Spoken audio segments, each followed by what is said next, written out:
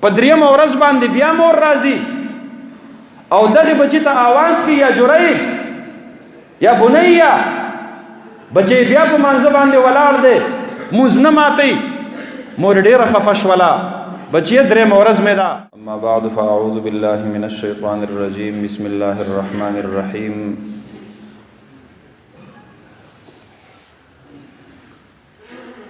إنه لقرآن كريم في كتاب مكنون لا يمسه إلا المطهرون تنزيل من رب العالمين. وقال رسول الله صلى الله عليه وسلم: من عال جاريتين حتى تبلغا جاء يوم القيامة هو وأنا كهاتين في الجنة. وضم رسول الله صلى الله عليه وسلم إصبعيه من الوسطى والسبابة. صدق الله مولانا العظيم وصدق رسوله النبي الكريم، ونحن على ذلك لمن الشاهدين والشاكرين، والحمد لله رب العالمين.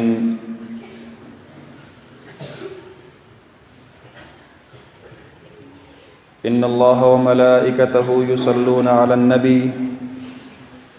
يا أيها الذين آمنوا صلوا عليه وسلموا تسليما. درود شریف په شوق محبت سره اللهم صل على سيدنا محمد وعلى آل سيدنا محمد وبارك وسلم وصل عليه.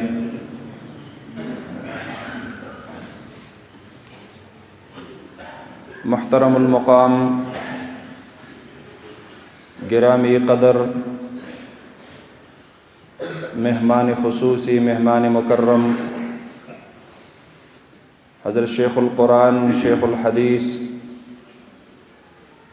مفتی عبداللہ شاہ صاحب دامت فیوزہم، دے مجلس کے تشریف فرما حضرت شیخ القرآن، شیخ الحدیث مولانا محمد قاسم صاحب دامت برکاتہم، حضرت مولانا سعید الرحمن صاحب، مولانا زاہد الرحمن صاحب، مولانا علی الرحمن صاحب، دے مجلس کے موجود نور ډیر اجلا فاضل علماء کرام،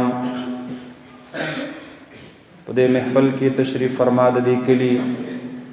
د الله په دین باندې مینو مسلمانانو رونو، د مدرسۃ البنات کې موجود معلمات، طالبات، د دې کلی سره تعلق لرونکو د الله په دین باندې مینو میندو خویندو، حضرت شیخ صاحب تشریف آوریو فرمایلا د پروگرام کې محض د شرکت په نیت باندې دغه سعادت حاصلولو لپاره مونږ حاضری کولا، چونکه حضرت شیخ صاحب هغه اوس تشریف راوړو، د ملګرو وی هغه بلک سا واخلی لک دمه بشي. دې زمن کې زه یو څو خبرې ستاسو د وړاندې عرض کوم. دا دینی مدرسه چې نن ستاسو بچیانې په هغې کې 9 ماشومان د قرآن کریم د حفظ نه فارغېږي، حافظان شولې، او 9 ماشومان دا د دینی علوم نه فارغېږي، فاضلات شولې. هم دغه رنګې قرآن کریم په ناظره، په ترجمه دا ستاسو ماشومانو لوستلی دی. د دغه علماء کرامو دینی خدمت تاسو ته مخې ته پیش کړلی شو چې ستاسو د بچیانو وختونه دوی په مدرسه کې ضایع کړي نه دي، بلکې هغوی ته قرآن کریم ښودلی دی، علم یې ښودلی دی، حافظان یې ترېنه جوړې کړلې. ستاسو یوه روپۍ ضایع نه شوله، په هغه باندې محروم ژبه د الله د قرآن په تلاوت باندې لمدې شوې، په هغه باندې کورونو ته عالمات او فاضلات نصیب شوې. د الله لوی شکر ادا کړئ. زمونږ او ستاسو کورونو ته الله نسبت د علم نصیب کو. زمونږ او ستاسو په کورونو کې الله رب العالمین وارثان د انبیاء کرام علیهم الصلوات والتسلیمات نصیب کړل. ستا د ماشومې هغه سند کوم چې د کینګرګلۍ د دې مدرسې د یوې استازې د یو استاز نه شروع شي، وړمبنۍ کړۍ یې دلته وي، اخرنۍ کړۍ یې د مدینې طیبې سردار جناب محمد رسول الله صلی الله علیه وسلم مبارک ته رسیږي. دا ربط، دا تعلق، دا نسبت دا د دې دینی مدرسې د برکت پیدا شو. جناب نبی کریم صلی الله علیه وسلم مبارک فرمایي چا چې د خپل دوه لونو خصمانه وکړه، پالنه وکړه، دینی تربیت وکړو، تر دې پوري چې دا پیغلې شولې په صحیح ځای کې ورله رشته وکړه، د دغه خپل بچو د لونو په دینی تربیت باندې به الله رب العالمین دغه مور ته، دغه پلار ته، دغه دینی تربیت کوونکو استادانو ته، د دغه دینی تربیت د پاره مدرسه قائمونکو معاونینو ته الله رب العالمین س انعام ورکي. نبی علیہ الصلوۃ والسلام فرمایي چا چې د خپل لونو تربیت وکړو د قیامت په ورځ باندې به هغه او زه په جنت کې په محشر کې داسې څنګ په څنګ جنت ته روان یو لکه دا دواړه ګوتې. او راوی فرمایي چې نبی علیہ الصلوۃ والسلام د خپل دواړه ګوتې دغه شانت یو ځای کړلې. وضم رسول الله صلی الله علیه وسلم اصبعيه من الوسطى والسبابه. دا د سعادت خبره ده. د دې ماشومې نه به الله رب العالمین یو دیندار کورنۍ آبادی، دا به د یو نیک خاندان سبب او ذریعہ ګرځيږي چې مور نیک وي او دیندار وي، په غېږه کې لویدونکې ماشوم دا هم نیک وي او دا هم دیندار وي. چې مور نیک وي او دیندار وي، په دغه کور کې د دیندارۍ ماحول پیدا کیږي، په دغه کور کې د صله رحمۍ او د رشتہ دارۍ د پاللو ماحول پیدا کیږي. زنانا هغه چې صرف او صرف د خپل ژبې استعمال درست کوي او صحیح کوي، الله رب العالمین هغه زنانو د پاره جنتونه مقرر کړی دي. جناب نبی کریم صلی الله علیه وسلم حضرت بلال رضی الله عنه ته فرمایي بلال د مدینه طیبه دي زنانو ته اعلان وکا، یو ډیر اهم پیغام مې د اسمانونو نور لراوړې ده. په ليله المعراج کې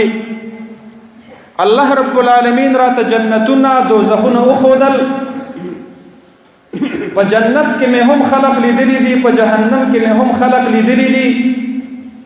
خو په جهنم کې مې د نارینو په نسبت باندې زنانه ډېر لیدلی دي. نبی علیہ الصلوۃ والسلام مبارک ته زنانه راغونډې کړلې شوې، فرمایي ورته تصدقنا یا معشر النساء، زنانو صدقې کوي، الله درنه خفه ده، د الله د غصې سړولو د پاره صدقه کوي. قلنا ولماذا یا رسول الله؟ نبی علیہ الصلوۃ والسلام مبارک ورته فرمایي انی اریتکن اکثر اهل النار، ما ته په جهنم کې تاسو د نارینو په نسبت باندې زیات او خودلې شولې. زنانه تاسو کې د الله محبوب مونږه کوم ګناه کړی دا، مونږ نه ولې الله خفه ده، مونږ څه جرم کړی دی؟ حالانکه دا هغه زنانه دي کوم چې د نبی علیه الصلاۃ والسلام مبارک په زمانه کې یا د صحابه کرامو میندې دي، یا د صحابه کرامو خویندې دي، یا د صحابه کرامو بیبیانې دي، یا د صحابه کرامو لونه دي، په خپل باندې صحابیات دي. نبی علیه الصلاۃ والسلام مبارک ورته فرمایي دو فطری کمزوري دي، باغې الله تاسو نه ډیر خفه کیږي. تاسو بار روزګار او کار نه کوئ چې د انسانانو حقوق تاسو په غاړه باندې پاتې شي، د مزدور دیاړم په وخت نه ورکړي، د چا سره د قرضدار په معامله کې ظلم زیاتې کړی، دا معاملات تاسو نشته دي. تاسو خو د کور د نن محدود زندگی ده، خو په دغه محدود زندگی کې دو فطری کمزوري دي، الله تاسو نه پاغي ډیر زر خفه کیږي. هغه ته نه تاسو کې د الله محبوب زمون کمی کمزوري غلطي داسې دي چې الله زمون نه خفه ده. نبی علیه الصلاۃ والسلام مبارک ورته فرمایي تکثرن اللعن وتکفرن العشیر، تاسو لعن ډیر زیات کوئ، تاسو د خپل کورونو د خپل خاوندانو ناقدری ډیر زیاته کوئ، بے قدری ډیر زیاته کوئ. لہذا د خپل ژبه استعمال درست کړئ، لعن مکوئ. لعن ست ویل کیږي، بد خبره ته لعن ویل کیږي. د نبی علیه الصلاۃ والسلام مبارک یو خبره جوامع الکلم دی، لکه سمندر چې په کوزه کې رابند کې ډیر لوی علم په یو جمله کې پروت دی. تکثرن اللعن مختصر جمله ده، خو معنی دومره وسیع ده، مفهوم کې دنه دومره رازونه پراته دي. زنانه د ژبه استعمال درست کی. لعن یو معنا بدعا ده، لا تلعنوا على اولادکم، لا تدعوا على اولادکم. خیری مکوئ، الله تاسو نه په خیرو باندې ډیر خفه دي. زنانو بچی ته خیره مکوئ. ماشومان چې معمولی غلطي وکي تباشي ورته موایي، ځواني مرګ شي ورته موایي، حالات شي ورته موایي. ماشوم خو ماشوم دی، اولاد خو اولاد دی. نبی علیہ الصلوۃ والسلام مبارک سره په قافله کې تلون کې صحابي په خپل سورلۍ باندې بددعا کوي، لعنت الله علیک. حضرت جابر رضی الله عنه فرمایي نبی علیہ الصلوۃ والسلام او فرمایي دا صحابي څوک ته ماته را مخامخ کوي، د خیری کوي، ساروی ته خپل سورلۍ ته بددعا کوي. او بیا نبی علیہ الصلوۃ والسلام مبارک او فرمایل لا توافقوا ساعتا، په 24 غنټو کې الله یو لمحه داسې راولي چې د انسان د ژبې نه وتلې دعا او خیرت دواړه الله قبلي. اسې نه چې ستا په ژبه باندې د غصې په حالت کې کومه خیره راغلي، دا هغه وخت وي چې ستا د ژبې نه وتله او په عرش باندې قبلېدل وي. خپل بچی ته خیره مه کوئ. لعن یو معنا علما کوي بددعا کول دي،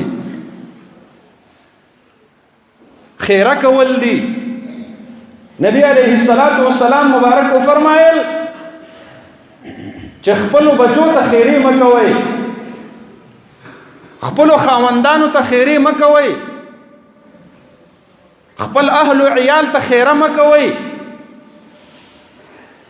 جناب نبی کریم صلی الله علیه وسلم مبارک د سابقه او امتونو د یو عابد د یو عبادت گزار واقعا را نقل کی. ابو هريره رضی الله عنه دغه حدیث راوی دی، فرمایي 13 امتونو کې یو ډیر نیک انسان وو، یو ډیر عابد او زاهد انسان وو. ځان له عبادت لپاره په یو غونډې باندې عبادت خانه جوړ کړله او دغه نیک انسان نوم وو جریج. خپل عبادت یې پکې کو، د کور نه جدا، د مور یې یاد شوه دی. بچی چې کله ډیر وخت پورې مور تخکار نشي،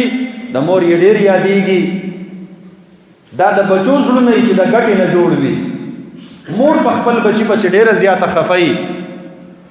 زما ځوانانو ورونو کوم چې دلته ناست یې د خپلو والدینو صبح و شام خبرګیری کوئ، تپوس پوښتنه یې کوئ، ناسته ورسره کوئ.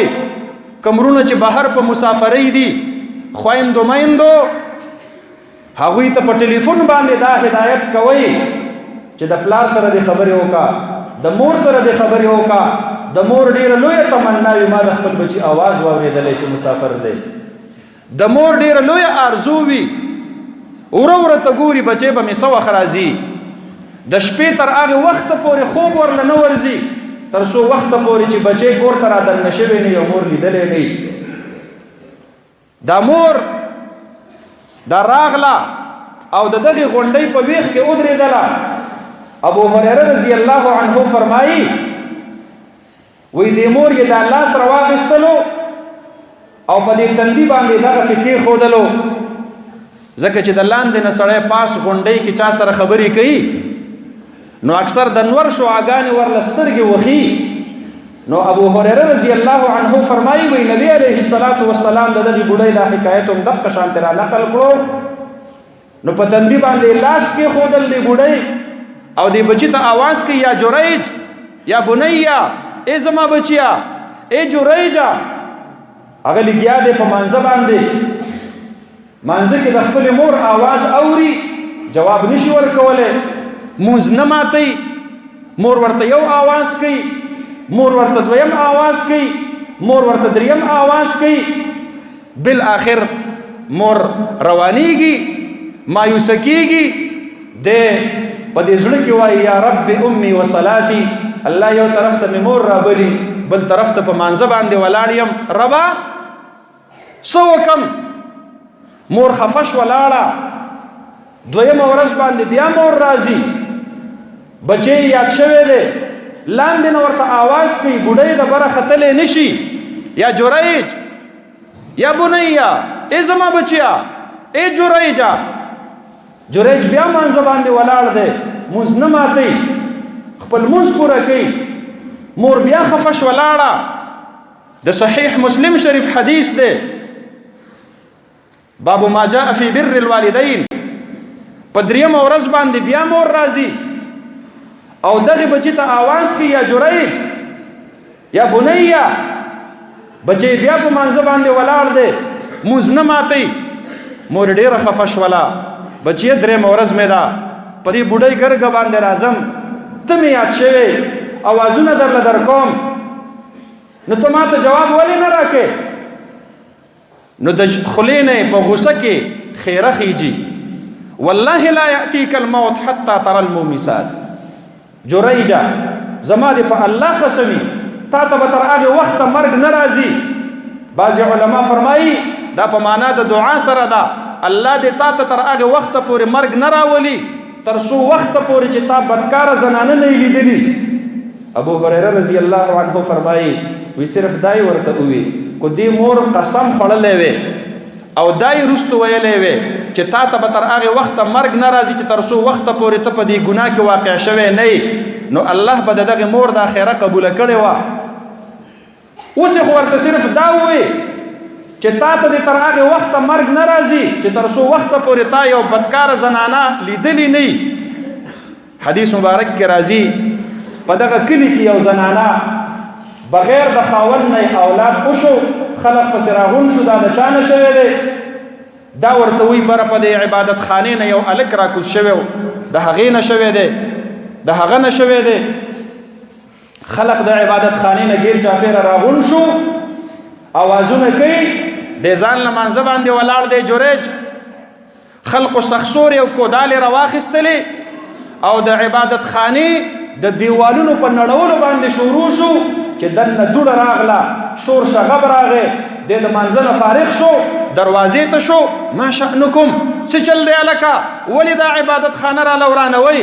هغوی ورته وایي تا د یو زنانه سره ګناه کړې ده. دی ورته وایي زه خو پرې خبر نه یم. هغه وایي نه مونږ به هغه زنانه راولو. دی ورته وایي زنانه نه دغه ماشوم راولئ. هغوی وایي د ماشوم د خوار او دلو ماشوم چېرته خبرې کولی شي؟ دی وایي هغه به زما په پاک دامنۍ باندې ګواهي ورکوي. دی خو پوه شو چې مور مې خفه لېږلې وه کېدای شي د خولې نه یې څه دعا بد دعا څه خیره راته ختلې وي او دا د مور خیره ده دا بل څه نه دي ما ګناه نه ده کړې زه نه یم خبر د یو نیک پارسا عابد مزګزار تهجد گزار انسان د پاره د مور معمولی خیره د غصې د کیفیت تاسو د هغې نتیجه ګورئ ماشوم یې راوستلو وی پلار دې څوک دی الله رب العالمین هغه ماشوم د هغې زنانه په غېږ کې ګویا کو دا جوریج ورته مخې ته کی دا یو دی وی نه دا نه دی یو بل شپونکی و چې د دې برې ځای نه راکوز شوی و الله رب العالمین د جوریج پاک دامني خو ښکاره کړله خو بل طرف ته یې هغه ته دا هم وښودله چې ګوره د مور خیره دا بې ځایه نه ځي کو ته هر څومره نیک یې کو ته هر څومره تهجد ګزار یې کو ته هر څومره پاک یې خو د مور د خیرونه به خپل ځان بچ ساتې خلق راغون شو دته وی مونږ غلطي کړې ده چې ستا دا عبادت خانه مو نړولې ده د سرو زرو د سپینو زرو نه به یې درته جوړه کړو دی ورته وایي نه د ګټو لوټو خټو نه یې جوړه کړې ما دپاره دغه هم کافي ده زړه کې پوه شو چې ما مور له جواب نه ورکړی زړه کې پوه شو ما د مور په آواز باندې لبیک نه ویلي زړه کې پوه شو دا د مور د زړه نه به یو معمولي غوندې خیره ختلې وي دا به د هغې خیرو اثر وي خویندو میندو په خپلو کورونو کې خپلو اولادونو ته خیرې مه کوئ هغوی ته بد دعا مه کوئ بچې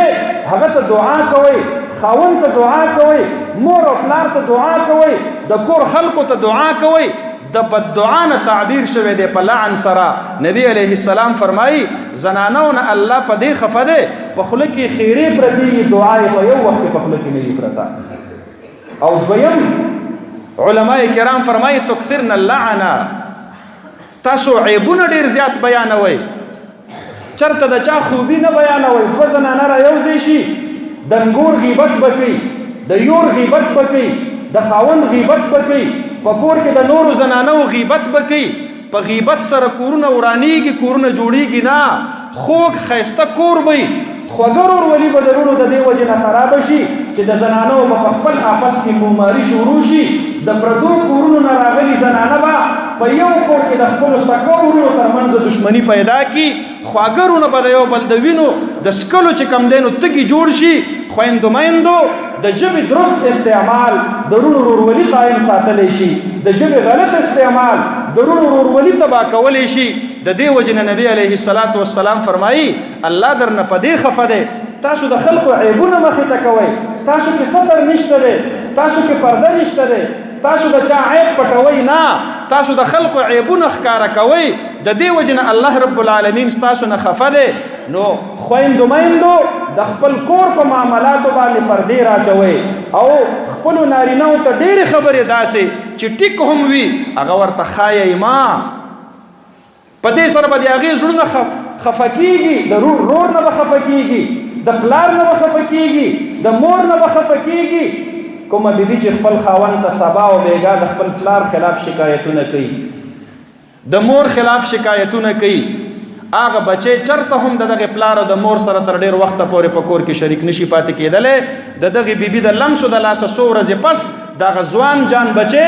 دغه بیمار مور په کټ کې دغه شانتي پرېږدي جدا شي ترېنه بیمار پلار په کټ کې دغه شانتي پرېږدي جدا شي ترېنه هغه بې سهارا مور هغه بې سهاري پلار چې دا ځوان زلمی زوی د ده ځواني الله د دې دپاره راوستې ده چې ستا پلار به بوډایي نو ته به د پلار دپاره خپې جوړېږي د پلار دپاره به سترګې جوړېږي د پلار دپاره به مټې جوړېږي د پلار د هغه سهارا به جوړېږي هغه بچي چې د مور او د پلار نه جدا کېږي ولې جدا کېږي غوږونه ورله خامخا چا ډک کړي خویندو میندو د خپلو ژبو ډېر زیات خیال ساتئ تکثرن اللعنه وتکفرن العشیره او د خپلو نارینهو بې قدري مه کوئ دا سهار نه تر ماښامه پورې چې دیاړۍ کوي مزدورۍ کوي تکلیفونه برداشت کوي خویندو میندو دا ستاسو د لوپټو په خاطر باندې کوي دا چې د دې ځای نه په مسافرۍ باندې ځي او بیگ خپل رواخلي او د کور په دې وره کې دی د کور نه وځي او د خپلو کچو کچو بچو ته په شا باندې ګوري خویندو میندو د پلارانو د زړونو د دغې وخت احساس تاسو ته نشي کېدلی تاسو په خپلو بچو پسې خفه یئ دا پلاران یې په مسافرۍ کې په دې خپلو بچو پسې نه یې خفه د دې ماشومانو بچو د ماشوموالي هغه خوږې خوږې خبرې د دې پلارانو وانه اورېدلې ولې عمرونه یې په مسافرو کې تیر شو څه دپاره مسافري کوي دیاري کوي مزدوري کوي پیسې ګټي ستاسو د لوپټو دپاره ستاسو د پردو دپاره د دې وجې نه د خپلو خاوندانو ناقدري مه کوئ د هغې ناشکري مه کوئ ټول عمر به در سره ښه کړي وي معمولي په کڼاوه باندې کوږ شي نبي علیه الصلاة والسلام فرمایي وایي زنانو تاسو بیا دغه خپل خاوند ته وایئ چې والله ما رأیت منک خیره سړي ستا نه مې چېرته خیر نه دی لیدلی داسې نه کوئ الله ستاسو نه په دې دوو خبرو ډېر زیات خفه دی هغې وجې نه صدقې ډېرې زیاتې کوئ الحمدلله دا دیني مدرسه ستاسو په صدقاتو باندې قایمه ده او ظاهري خبره کوم مولانا صاحب ما ته ووي دا مدرسه تر اوسه پورې د خپل تعمیر مالک نه ده الله رب العالمین دې د دې دپاره د ځمکې او بیا په هغې باندې د تعمیر انتظام وفرمایي هغه خلک به ځان له خوش قسمته وي چې په آخرت کې ځان له ښکلی په جنت کې ښکلی کور جوړ کړي او د څه د وجې نه چې دنیا کې دلته د الله کور جوړ کړی وي مدرسې جوړه کړې وي د تبلیغ مرکز جوړ کړی وي د دین درسګاه جوړه کړې وي چې د ده په ځمکه د الله د قرآن تلاوت کیږي د ده په پیسو باندې د الله د دین خدمت کیږي دی به وفات وي او دته به یو ښایسته کړکۍ د جنت د طرف نه کولاو وي یخ یخ هواګانې به د قرآن کریم د تلاوتونو دته شروع وي په دا قبر کې دا به د دې وجې نه چې ده به د مدرسې تعمیر کړی وي الله رب العالمین دې دغه ستاسو مدرسه په تعمیر سره په تعلیم سره په دواړو سره کامیاب او کامرانه کې د درمیان کې نور حضرات هغې هم تشریف راوړلو حضرت شیخ صاحب هم تشریف فرما دی زه مزید ستاسو د هغې تر منځ حایل کېدل نه غواړم الله رب العالمین دې د دې دیني مدرسې سمیت د پاکستان ټول دیني مدارس د ټول عالم اسلام دینی مدارس په خپل حفظ و امان کې اوساتي اقول قولي هذا استغفر الله لي ولكم ولسائر المسلمين